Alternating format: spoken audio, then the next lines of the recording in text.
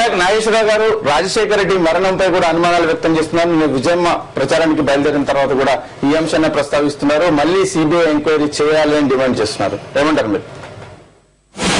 ఇది నాకు చాలా బాధ అనిపించింది, అంటే బాధాకరం అనిపించింది. ఎందుకంటే ఆల్రెడీ ఒకసారి అభియోగం వచ్చినప్పుడు దాన్ని ఆ రోజున అత్యున్నత ఇన్వెస్టిగేషన్ సంస్థలన్నింటితో కూడా మాకు కూడా అనుమానం ఉంది, అన్ని కూడా చేపించాం. అన్ని చేసిన తర్వాత ఏమీ లేదు, అక్కడ వెదర్ ప్రాబ్లం తోటి దాంతో ఇదైందని చెప్పిన తర్వాత మళ్ళీ ఇప్పుడు ఈ ఎలక్షన్ జరిగే టైంలో ఇది రాజకీయాన్ని, ఈ శవ రాజకీయాలు కూడా చేయాలనే ఆలోచనతో ఈ రకమైన మాటలు మాట్లాడుతుంటే చాలా బాధాకరంగా ఉంది నాకు. ఈ రాజకీయాలు ఎక్కడికి పోతున్నాయి, ఏమైపోతున్నాయి, ఏంటని నాకు చాలా మనస్తాపానికి గురయ్యాను నేను. ఎందుకంటే ఆయన కూడా మాకు అత్యంత ఆప్తులైన అటువంటిది ఆ అభియోగం వచ్చినప్పుడే కూడా మేము చాలా బాధపడి ఉన్నాం. ఇటువంటి అభియోగాలు మోపి రాజకీయ లబ్ధి చేకూర్చుకోవాలనుకుంటాం చాలా పొరపాటు, ఇటువంటి మంచిది కాదు నాకు అనిపిస్తా ఉందండి. రైట్ ప్రసాద్ గారు, ఒకటే మాటండి, ఇవాళ విజయం గారు అన్నది ఇవాళ ఆమె అన్నది కాదండి, రాజకీయం కోసం అన్నది, ఎలక్షన్ కోసం కాదండి. 2011లో జూలై 8-9 తారీఖులో మా ప్లీనరీ సమావేశంలో మేము ఒక తీర్మానం చేసినామండి. ఈ రాష్ట్రంలో ఉన్న ప్రజలకే కాదు, ఈ దేశంలో ఉన్న ప్రజలకు కూడా రాజశేఖర రెడ్డి ప్రయాణించిన హెలికాప్టర్ కూలిపోవటం మీద అనుమానాలు ఉన్నాయి. దానికి ప్రధానమైన కారణం ఏంటంటే 4 వ్యవస్థలతో వాళ్ళు విచారణ జరిపించారండి, నో డౌట్ మే కాదంటలే. కానీ ఏదైతే బ్లాక్ బాక్స్ వాయిస్ రికార్డర్ ఉందో దాని విషయంలో మాత్రం చాలా పెద్ద అనుమానం ఉంది. రెండో పాయింట్ ఏంటంటే 33 నిమిషాలు రికార్డు కావాల్సింది కేవలం 7 నిమిషాలు మాత్రమే రికార్డు అయింది, మిగిలింది ఎక్కడ పోయింది అన్న దాని మీద అనుమానం.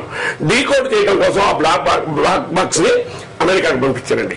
ఇక్కడ కూడా చేశాము. ఏం జరిగి ఉంటుందని ఏం జరిగి ఉంటుందంటే అక్కడ జరిగిన సంఘటనని బయటికి రాకుండా చేయడం కోసం బ్లాక్ బాక్స్ ఉన్నటువంటి దాన్ని తొలగించింది ఒకటి. రెండవది అంటే మీ అనుమానం ఏంటి, ఎవరైనా చేయించారన్నా, ఏం జరిగిందని మీ ఒక్కటే మనం తప్పకుండా అండి, ఖచ్చితంగా కుట్రలో భాగమైంది. రాజశేఖర రెడ్డి గారిని అంతమొందించడం కోసం తీసుకున్న కుట్రలో భాగమైన అనుమానం ఉంది. Next ATF, air traffic control వాతావరణం బాగలేనప్పుడు ఇక్కడ వాళ్ళు అక్కడికి ఇన్ఫార్మ్ చేయకపోవటం కానీ అక్కడ ఉన్నటువంటి ఏటీఎఫ్ చెన్నై కానీ విఫలమైపోయారు. రెండో పాయింట్, జగన్మోహన్ రెడ్డి గారు మెంబర్ ఆఫ్ పార్లమెంట్ ఒక లెటర్ రాసింది సివిల్ ఏవియేషన్ డిపార్ట్మెంట్ కి, ప్రఫుల్ పటేల్ కి. దాని మీద విచారణ జరిగిన దాన్ని మాకు కాపీ ఇవ్వండి, దాని మీద మేము చూస్తామండి. ఇప్పుడు దాకా కాపీ ఇవ్వలేదండి. సివిల్ ఏవియేషన్ డిపార్ట్మెంట్ మంత్రికి సాక్షాత్తు member of parliament Jaganmohan Reddy గారికి మీ దగ్గర ఏమైనా అనుమానాలకి ఆధారం ఉంటే చూపించండి, ఎంక్వైరీ చేస్తామని ఒకసారి మీరే అంటారు అది గాన్ కేసు.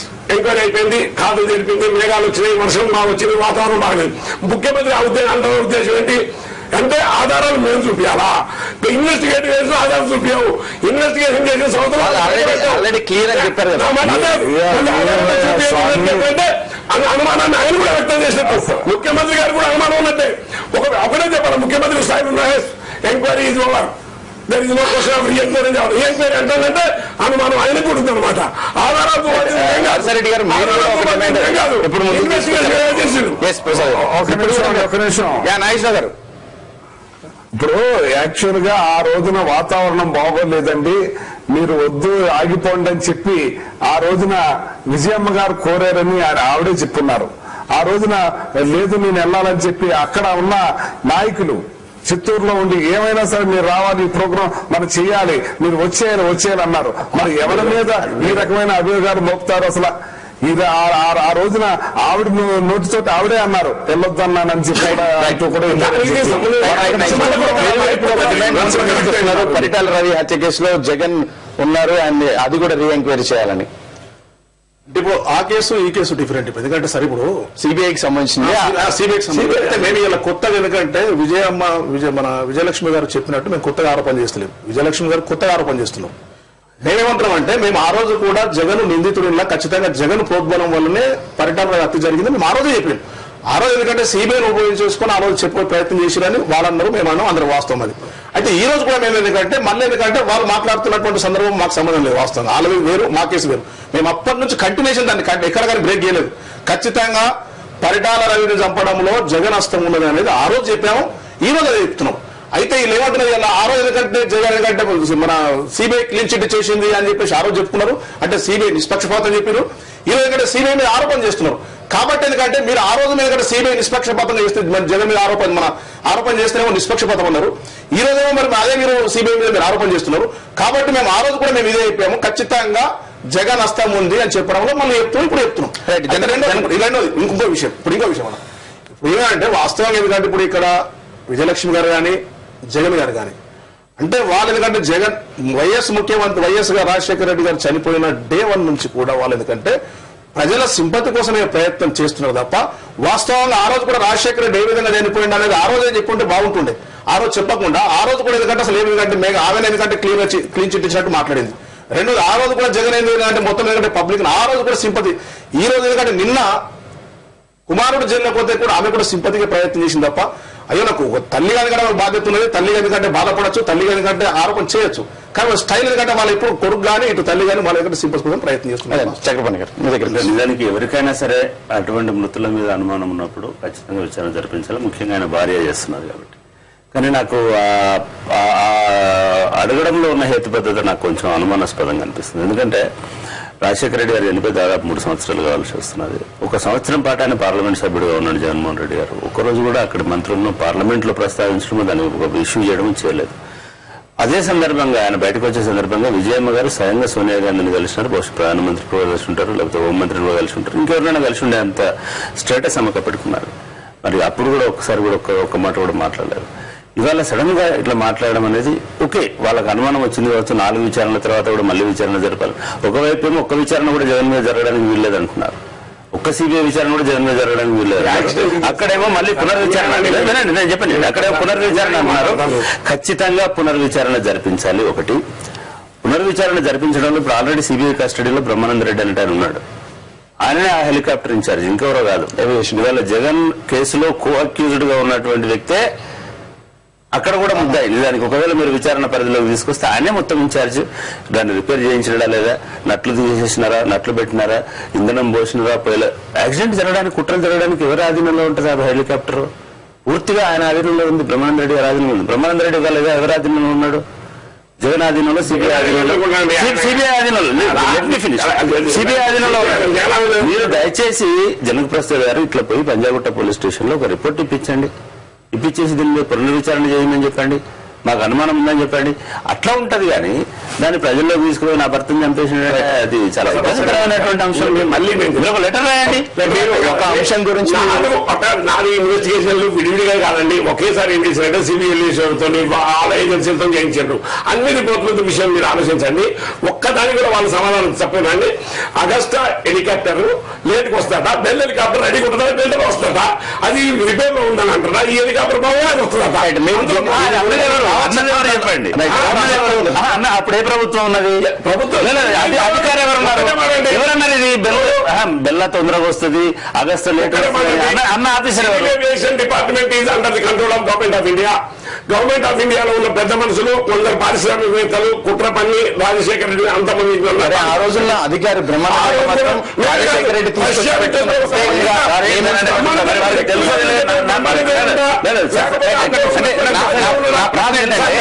హెలికాప్టర్ యాక్సిడెంట్ ఇవన్నీ జరిగాయి. నా ప్రశ్న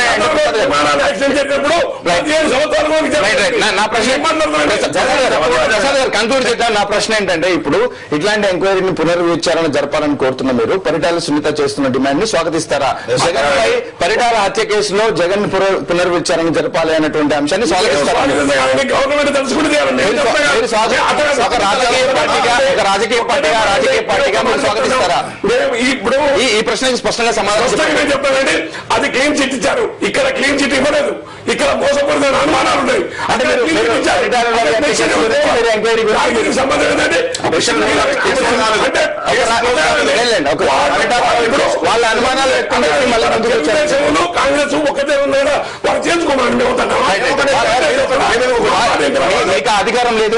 ఒకటే మాటకొస్తే ఆనాడు పంచాయతీరాజ్ మినిస్టర్ మాధవరెడ్డి హత్య మీద విచారణ జరగాల. దీని మీద పరిటాల రవి హత్య కేసులో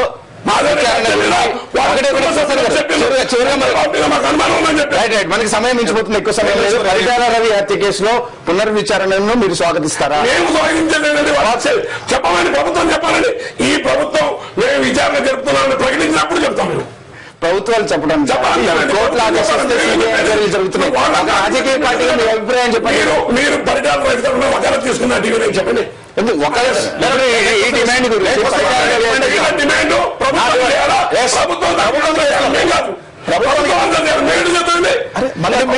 ఇప్పటి వరకు మీ డిమాండ్ గురించి మాట్లాడారు. ఇప్పటి వరకు ఒక్క నిమిషం మీరు ఆరోపణ చేసి ఊరుకుంటే కాదు. ఇప్పుడు విజయమ్మ చేస్తున్నటువంటి ఆరోపణలు మేము ప్రశ్నిస్తున్నాం అంటే మీ తరపున మేము వకాలతు తీసుకున్నట్ట. ఇప్పుడు చర్చ తీసుకొచ్చింది దేని గురించి? రాజశేఖర రెడ్డి ఇన్సిడెంట్ గురించి చర్చ తీసుకొచ్చామంటే మీ తరపున మీరు వకాలతు తీసుకున్నట్ట. ఒక సంవత్సరం తీర్మానం చేసినాం. ఇవాళ విజయమ్మ గారు కొత్తగా చెప్పలేదు. వాళ్ళు కూడా అదే విషయాన్ని ప్రస్తావించారు. కొత్తగా చెప్పారు. చర్చ సమయం మించిపోతుంది. ఉన్నప్పుడే మేము తీర్మానం చేశాం.